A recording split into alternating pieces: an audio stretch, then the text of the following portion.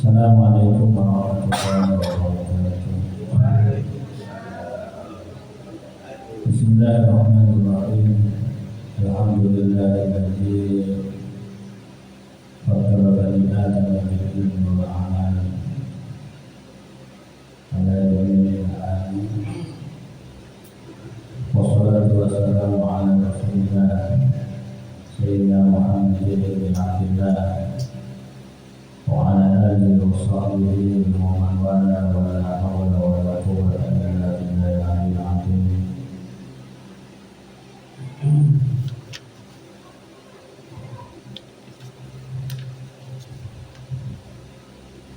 Amma ba'd, brother mukarramin wa rahmatullahi wa jamaah musalla rahmatullah minta dirahmati oleh Allah Subhanahu wa taala.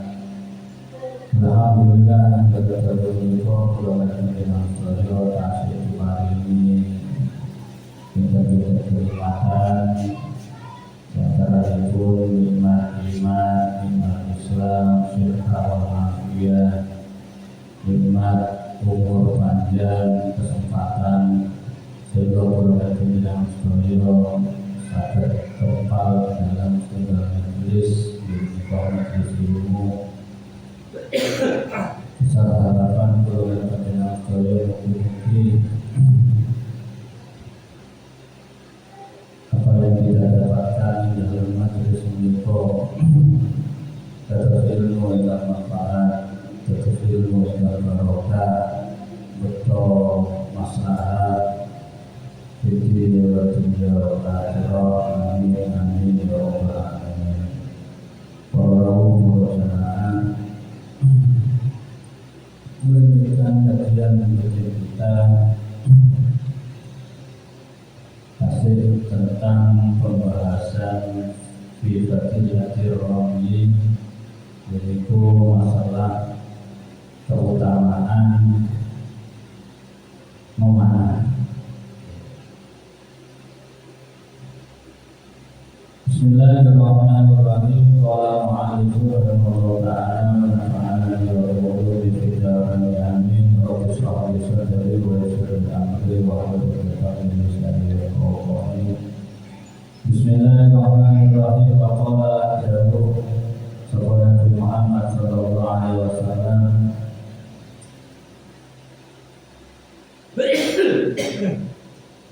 ar-ramyu utawi mana alal ghurbi dengan nasi sasaran, satu titik sasaran. Ghurbi itu tujuan, berarti sasaran.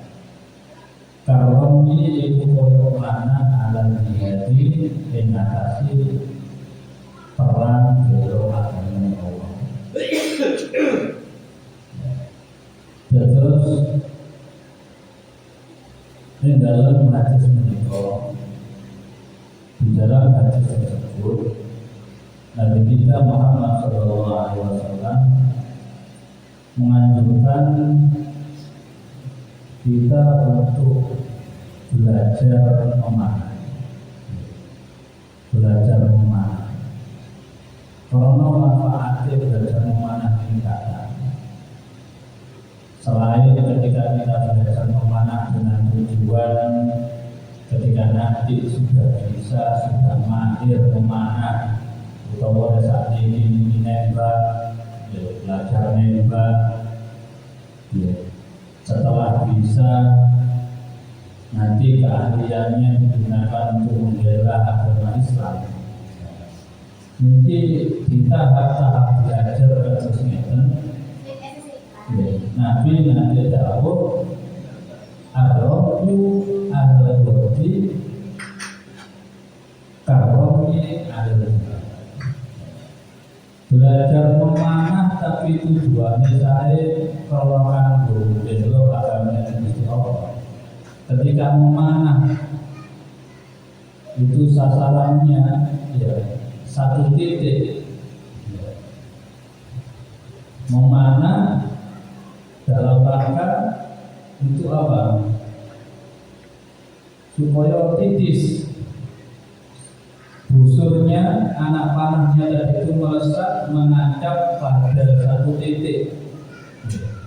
yang memang di titik yang dimaksud.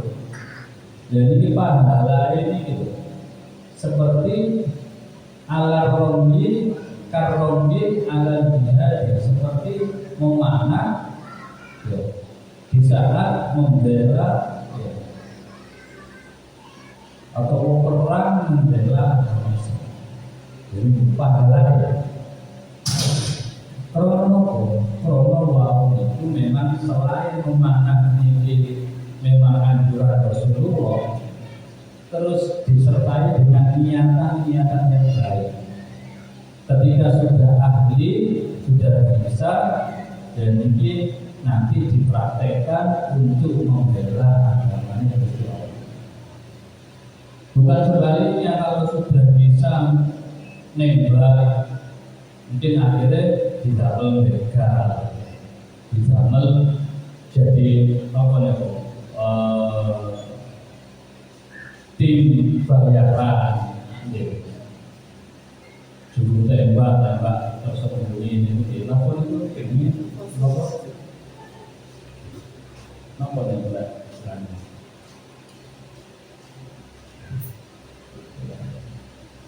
nembak misterius itu.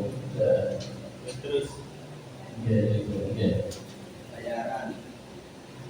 Nah, nembak tapi nembak aku kejahatan. Boten itu. Pun tujuannya dari awal itu tujuannya boten saya. Jadi itu akhirnya apa? Akhirnya dia boten saya. Meskipun yang dipelajari tadi itu memang apa? Memang anjuran. Atau jangan kayak kita memanah. Memanah ini kan memang anjuran. Belajar manah ini anjuran. Manah ini dia anjuran. Tapi ketika niatin ini boten cecek kali niat yang diajarkan oleh Nabi kita Muhammad, boten sesuai kali ajaran niat-niat yang diajarkan oleh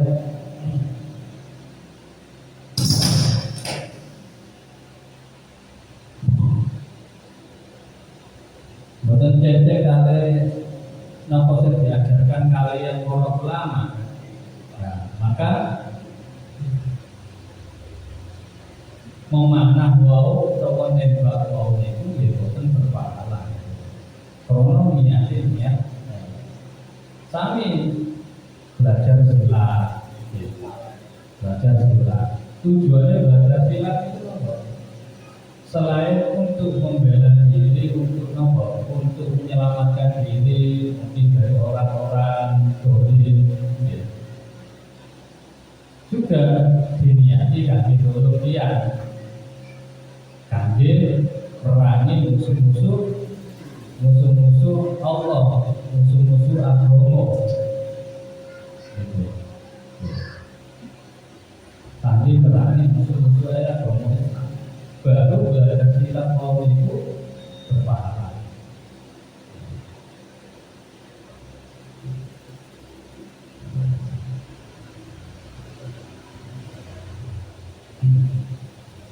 Nama amal dunia. Krono amal itu memanah, terus belajar silat, belajar nembak itu kudu disertai dengan niat amal itu dia dihitungkan. Tapi amal perbuatan kaum itu niat dosa betul tadi. Belajar nembak terus menembak di penembak bayaran. Oh tak jadi tukang kumpul bayaran. Kangen nopo, kangen belo, para pembesar-pembesar. Yang penting aku dibayar, kalau saya cuma wani bayar, tak belo, tak berkini itu ngomong. Itu boten asal. Boten asal. Jadi niatan yang saya memanah wau itu dengan niatan tujuannya karena apa? Karena mengikuti sunnah Rasulullah, mengikuti apa yang pernah dianjurkan oleh Rasulullah, yang diajarkan oleh Rasulullah, terus dengan niatan ketika nanti bisa tujuannya untuk membela agama Gusti Allah. Nah, iki wau nembak manah mau tepat sasaran itu sami dari belo di agama Gusti Allah. Amin. Begini Pak. Tapi kadang nopo dengan setan harus salah belajar mengalah tapi nanti belajar nembak tapi mau perangan kan seperti belajar silat panggopo ya banyak manfaat. Tapi belajar silat mau kangge sombong-sombongan ya ono cek kalau ngomong semua ini salah. Memang ujian orang kalau punya keahlian, lebih-lebih keahlian ini ya, agak aneh dengan apa? Dengan umumnya orang. Ya. Jadi di akhirnya apa? Itu gak ada sifat takabur, gak ada sifat takabur. Namun belajar novel, belajar buku ini loh. Ini kan benten kali. Nopo yang kemampuan yang dimiliki oleh umumnya orang. Walaupun sakit, itu dari pendeta, terus dari topik, akhirnya akan ada godaan-godaan yang menyebabkan proses dengan itu terus berbeda. Betul nopo terus sombong, dan itu betul punya keahlian, pintar mau Quran. Pintar pidato. Akhirnya ini kan disusupi penyakit ria, penyakit takabur, penyakit ujub. Jadi itu penyakitnya anti. Tujuannya kanggo gulingno pahala besar yang ada dalam dakwah pidato, informasi. Gorengno maca ya antar. Gorengno pahala.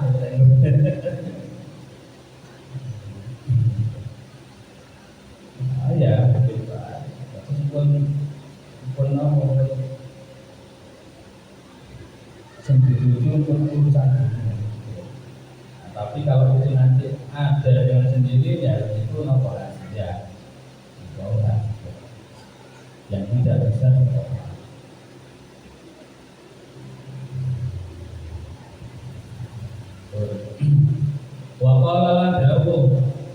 Waqala dawuh sapa Nabi Muhammad sallallahu alaihi wasallam Manutawi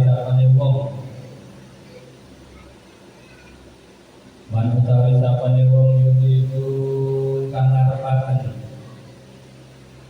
Yarudda. Kalau sini ya. Yarudda. Manutawi sapane wong Yarudda. Yaruddu kan nolak semua utawa yaruddu kan balekaken yaruddu kan balekaken sapa man asama yang kembali alamar mengatasi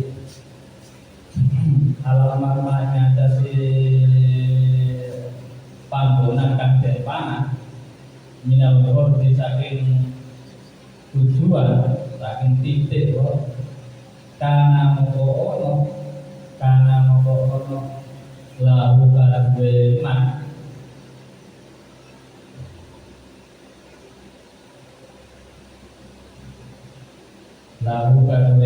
dikuli kodame kelawan saben-saben tingkat langkah ajru ittirabatin apa ganjaran merdekaaken budak.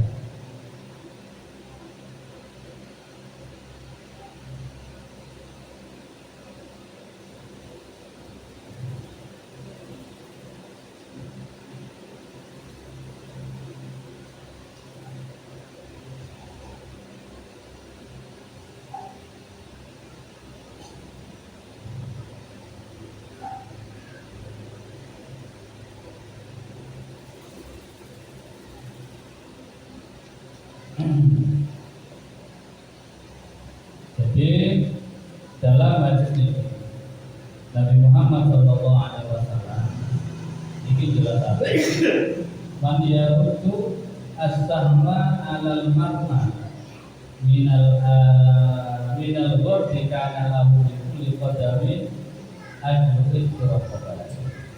Barang siapa yang menolak baliakan itu tenggene kitab ini baliakan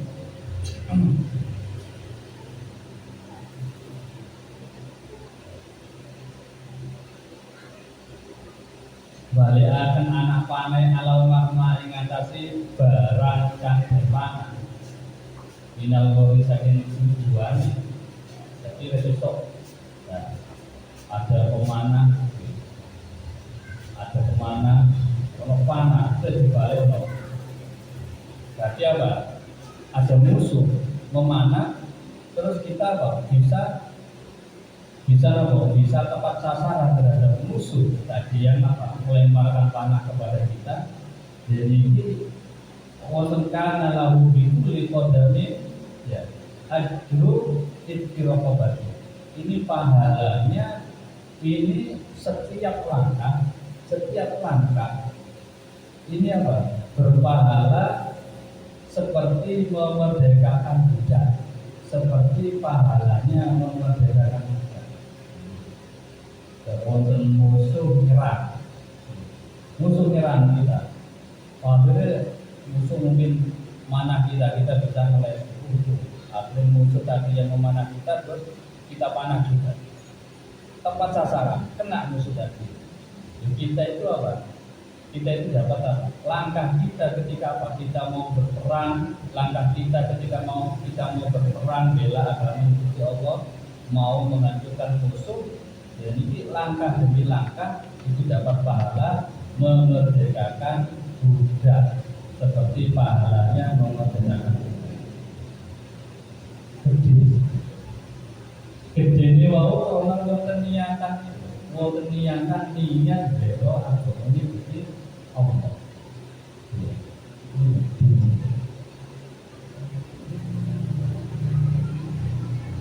Makanya kadang apa? Kayak ini kalau sekarang ini belajar mana ini ada sesuatu yang boten enten manfaat ya. Kayak berbina, kayak iseng-iseng hanya sebatas olahraga. Oh iya right. Nah, makanya jangan pernah meremehkan sesuatu yang mungkin kita anggap remeh. Kebaikan. Jadi ini belajar mana ini kan anjuran Kanjeng Nabi. Berarti anjuran di Kanjeng Nabi ini berarti bentuk untuk kita bisa melaksanakan, kita bisa mengerjakan apa yang dianjurkan oleh Nabi kita Muhammad. Ini adalah salah satu bentuk ketaatan. Nah, jangan sampai kita meremehkan ya, ketaatan sekecil apapun. Khawatir dibalik ketaatan yang kita remehkan tadi itu kayaknya ketaatan ini kurang manfaati pada saat sekarang ini kurang manfaati koyo ani. Jangan-jangan di balik ketaatan yang kita remehkan tadi itu ada ridhonya Gusti Allah. Ada ridhonya Gusti Allah. Maka saya sering mengingatkan bahwasanya Allah Ta'ala itu ya Inna Allah qabba'a salasan fi salas. Bahwasanya Allah Ta'ala itu menyembunyikan 3 perkara di balik 3 perkara. Di antaranya apa? Qabba'a ridhohu fi ta'atihi. Allah menyembunyikan keridhoannya fi ta'atihi di dalam ketaatan terhadap Dia. Jadi ridhonya Gusti Allah itu disembunyikan di balik ketaatan yang hambanya lakukan untuk apa? Untuk taat kepada Allah. Maka di dalam hadis itu fala tahqiru ya fala tahkiru ya min ta'atihi fala tahkiru say'an min ta'atihi. Maka apa? Maka janganlah kamu meremehkan, maka janganlah kalian meremehkan ketaatan sedikit itu, ketaatan sedikit itu, sekecil apapun ketaatan itu jangan diremehkan. La'alla ridho bihi, jangan-jangan ridhonya Allah itu ada di dalam ketaatan yang kita lakukan. Kasus ini belajar mana? Ini kan ada salah satu bentuk ketaatan kita mengikuti sunnah Rasul, belajar menembak, mengikuti sunnah Rasul. Selain mengikuti sunnah Rasul, ini dengan apa? Dengan niatan yang baik. Itu adalah bentuk ketaatan. Itu adalah bentuk ketaatan untuk diremehkan. Jangan-jangan dibalik kita melakukan ketaatan itu ternyata ridho Allah ada di situ. Kasus dengan wonten kotoran sedotan, wonten sedotane aqua, wonten sedotane aqua itu leleran wonten di masjid, wonten di musola. Ya, ketika jenengan ngambil membersihkan musola, membersihkan masjid, menjaga kebersihan masjid, menjaga kebersihan tempat ibadah itu adalah salah satu bentuk ibadah. Nah, salah satu bentuk ibadah dan itu merupakan ketaatan. Itu merupakan apa? Merupakan anjuran Nabi. Terus kita lakukan? Ini sedotan. Niat jaga kebersihan tempat ibadah. Jadi jangan ngambil sedotan itu adalah di balik itu ada ridhonya Gusti Allah. Adapun tiyang niki ansal ridane Gusti Allah, meskipun dicemplungaken ten neraka mboten ngefek iki neraka. Sing ngono sing umum panas itu mboten ngefek karena napa? Karena wonten ridane Gusti Allah. Karena tiyang itu pun asal ridane Gusti Allah ditempatkan di mana? Aman. Nggih. Kados Nabi Ibrahim ini. Kados Nabi Ibrahim diobong kalian jenambut itu. Nggih, diobong. Akhirnya apa? Karena Nabi Ibrahim dapat ridane Gusti Allah, api yang begitu panas dan berkobar. Kemudian Nabi Ibrahim dilempar di tengah-tengah api yang membara, tidak merasakan panas, malah merasakan kedingin. Kula kan panjenengan ini,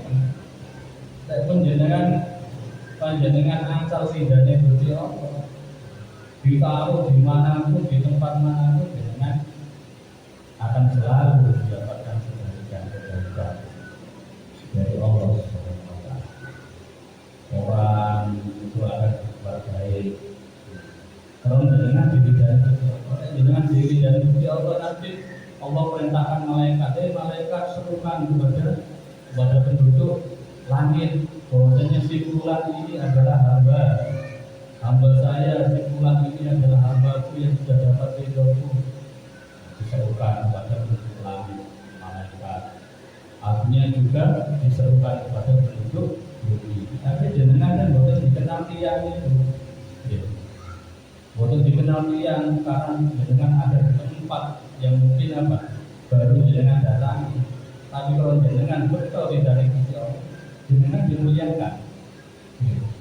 Jenengan dimuliakan lebih mulia daripada orang-orang yang memang penduduk sana. Karena betul tidak Gusti. Maka ini terjauh pun sampai salah niat, belum sampai meremehkan ketaatan sedikit apapun. Mana nih? Mungkin remeh di zaman-zaman apa ya? Aku belajar mana? Saya ilmu sendiri kecil lagi.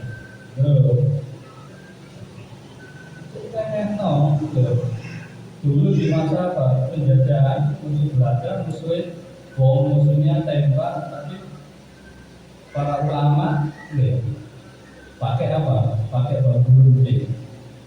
Rakyat itu menang. Karena bambu ini konten bedanya itu bambu ini diasmai, jadi diasmai oleh para ulama, dibacakan ayat-ayat Allah, dibacakan bisi-bisi, bacaan-bacaan para wali-wali. Ya, akhirnya apa? Artinya betul itu. Bambu ini kayu musuh tembak, bisa menang. Nah, itu pun berarti musuhnya Gusti Allah. Karena musuhnya jenengan, kalau jenengan pun maka bedanya Gusti Allah. Barang mau itu diridai Gusti Allah, ya lebih unggul. Kayu diridai Gusti Allah, ya, lebih mahal, lebih berfaedah daripada senjata bedil, pedang. Apa ya musuh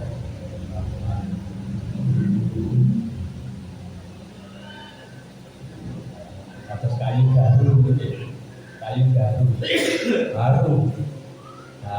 dan kayu garu yang harum itu dibuat untuk acara ritual keagamaan. Semakin harum kayunya, kayu garu itu semakin harum, semakin mahal. Saat kilo ini bisa mengalahkan kayu jati yang tak ini. Buat peduli. Kalau kayu baru asal bedanya itu. Jadi Bapak Adi, mungkin ada yang mau tanyakan. Ustaz mau tanya, yang dimaksud ridhonya Allah itu menyembunyikan ketaatan hambanya itu yang dibuat bagaimana? Ketaatan itu adalah mengikuti apa yang diperintahkan Allah, mengikuti apa yang dianjurkan oleh Nabi kita Muhammad. Itu perbuatan yang mengikuti perintah Allah, mengikuti apa yang dianjurkan oleh Nabi Muhammad itu adalah perbuatan taat.